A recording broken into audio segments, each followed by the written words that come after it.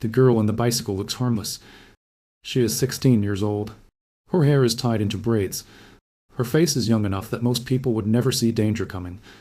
But on this day, danger is exactly what she has become. A woman sits alone on a park bench in Haarlem, Netherlands. The girl walks toward her slowly. No uniform, no disguise. Just a teenager approaching a stranger. She asks a simple question. What is your name? The woman answers. The girl already knows. She reaches for the pistol hidden beneath her clothing. For a moment, she looks at the woman in front of her.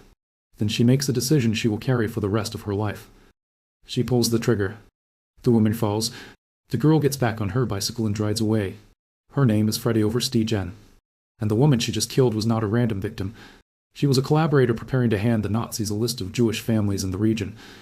Names, addresses, lives waiting to be destroyed. Freddy's decision had stopped that list from reaching the enemy. Hundreds of people would survive because a teenage girl decided she was willing to do something she never imagined herself capable of doing. But the hardest part was not pulling the trigger. The hardest part was living with the person she became afterward. Freddy was not born a fighter. She was born into a family that believed the opposite of violence. Her mother, Tragedy, believed that when someone was suffering, looking away was a choice, and choosing not to act was its own kind of decision. The family had little money. They lived on a houseboat. After Freddy's parents separated, her mother raised Freddy and her sister TRUS in a small apartment in Haarlem. They slept on simple mattresses filled with straw. They had almost nothing, but their home was always open. People escaping Nazi Germany found shelter there. Political refugees hid there. Strangers whose names they barely knew shared their space. Freddy and TRUS learned something before they ever held a weapon. Helping others always required sacrifice. Then the world around them changed. In 1940, Nazi Germany invaded the Netherlands. Freddy was 14. Suddenly, the streets she knew belonged to another power. Soldiers appeared. Neighbors disappeared. Doors were kicked open in the middle of the night. The fear was impossible to ignore, but Freddy's family did not choose silence. They chose resistance. At first, resistance meant small acts, illegal newspapers, anti-Midas Nazi pamphlets, messages hidden beneath propaganda posters, 2 young girls riding bicycles through occupied streets, carrying words that could get them killed. Every ride carried the same question. Would this be the night someone noticed? Would this be the night they never returned home? But each time they rode away. Until one day, someone came looking for them. Franz van der Weel, a commander in the Haarlem resistance, had heard about the family. The mother who protected refugees. The daughters who refused to obey. He asked their mother a question. Could her daughters join the resistance? Freddy was 14. TRUS was 16. Their mother said yes. But agreeing was easy. Surviving was something else. Van der Weel needed to know whether they could handle fear. Whether they could protect others when their own lives were at risk. So he tested them. One day, he returned disguised as a Gestapo officer. He stormed into their home with a weapon and demanded information about a Jewish person in hiding. The girls had seconds to decide. Protect themselves, or protect someone they did not even know. They refused to speak. They fought back. Only afterward did Van der Weel reveal the truth. There had been a test. They had passed. But now came the real decision. Joining the resistance meant they would not just hide people. They would sabotage. They would risk their lives. And eventually, they might have to kill. Freddy looked at her sister. For the first time, the reality became clear. Resistance was not just about courage. It was about crossing the line you could never uncross. Still, she chose to continue. Deep beneath the ground, in an underground potato shed, Freddy learned how to use a weapon. The girl who once made dolls for children affected by war learned how to aim, how to remain calm, how to fire. Her first missions were not assassinations. They were sabotage operations. Freddy and TRUS discovered something the resistance could use. Their youth. Their innocence. The enemy underestimated them. So they approached Nazi guards as if they had nothing to fear. They talked. They laughed. They distracted them, while soldiers watched to teenage girls. Resistance fighters moved behind them and destroyed what they needed to destroy. The plan worked, and that success created a dangerous new possibility. Freddy and TRUS could reach people others could not. They could get close enough to make a decision no one else wanted to make. Then came the mission that changed Freddy forever. The resistance discovered a collaborator collecting information for the Nazis. A list of Jewish names, families, addresses, a map of people marked for death. Freddie was given the assignment. Not a soldier, not an experienced fighter, a teenage girl. She rode her bicycle to the park. She found the woman sitting on the bench. She asked her name, and when she knew she had the right person, Freddie made the choice. She killed her, but the moment afterwards stayed with her, because even after everything she had been taught about the enemy, something inside her remained human. She later remembered that the first instinct after shooting someone was wanting to help them. The person was still a person, even when she had decided they had to die. That contradiction would follow her forever. Freddie and TRUS continued fighting. They learned the routines of their targets. They followed German officers. They entered places where resistance fighters could never go. Sometimes they used deception.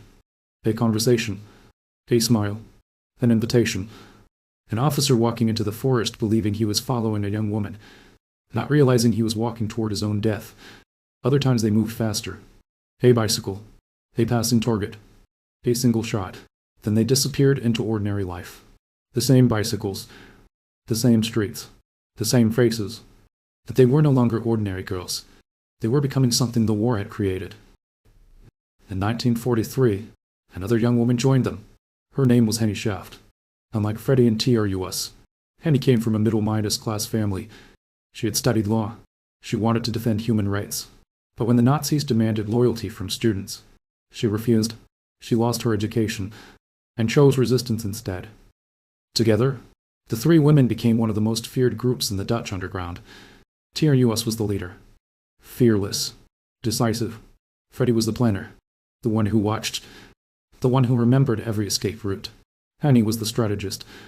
Together they destroyed rail lines, helped people escape, forged documents, gathered intelligence, and killed those they believed had become instruments of Nazi terror. But there was one line they refused to cross. The resistance once considered using the children of a powerful Nazi official as leverage. If they refused to cooperate, the children would die. Freddie and the others rejected the mission. They had killed.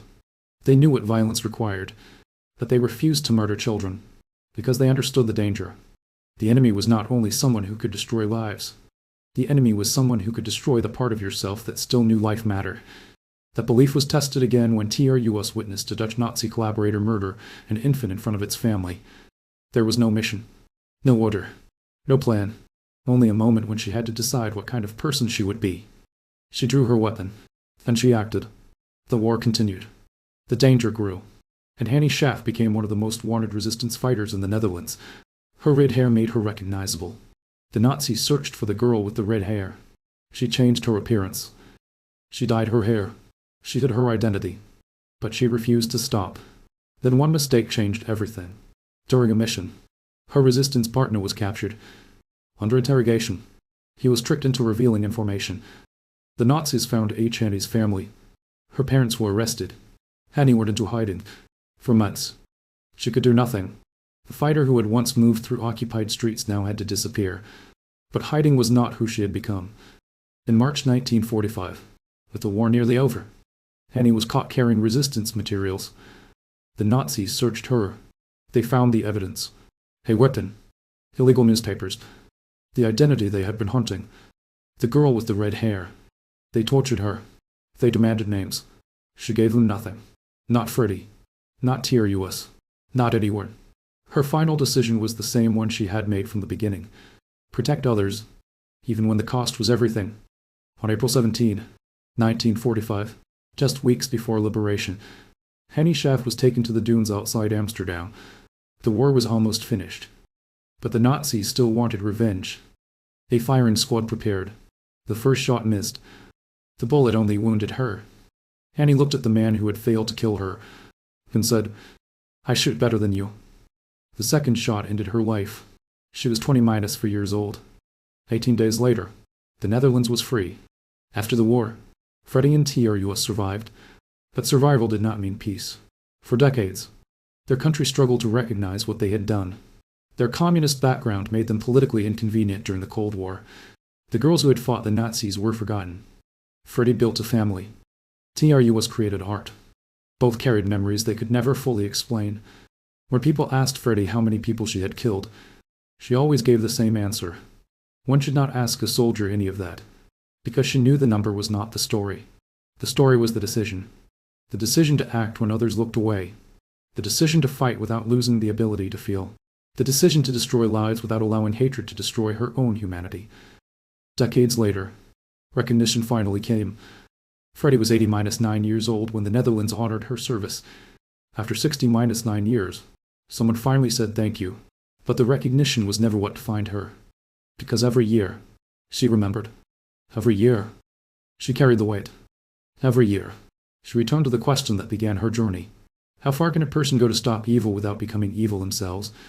Freddie Oversteegen died in 2018, one day before her 90-3rd birthday.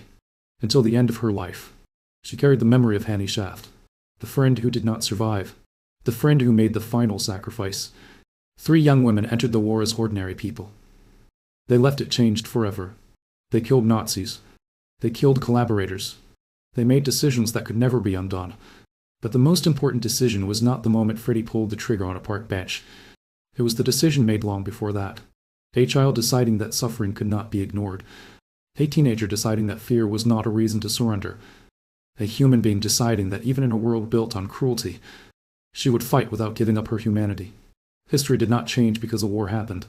History changed because, in the middle of that war, one girl decided what kind of person she would become.